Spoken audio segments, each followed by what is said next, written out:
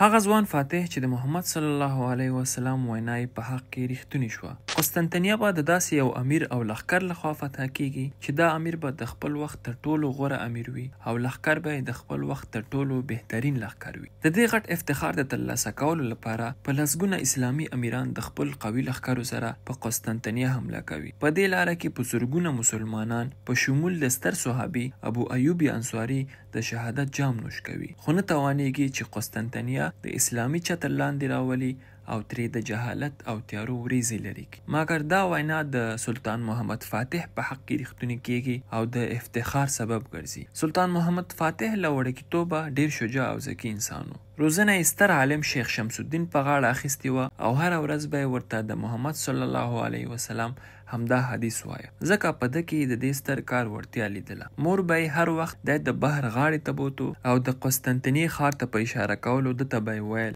زویه هغه ښار وینې هغه به ته فتح کوي. دا د فتح په روحیه او احساس لوی شو او په کال 1453 د لښکر سره د قسطنطنیې د نیولو په تکل روانېږي. د ښار محاصره 53 ورځې نیسي او په اخره ورځ اسلامي لښکر د توحید د کلمې او د الله اکبر په ویلو په عیسویانو لړزه خپروي او یو پر بل پسې د ښار دروازې نیسي او ښار فتح کوي. دا د ښار نیول او د بیزنطین امپراتوري چې څه د پاسه 11 صدۍ یې دوام وکړ د ړنګولو بریا د شکرانې په لمونځ مانځي.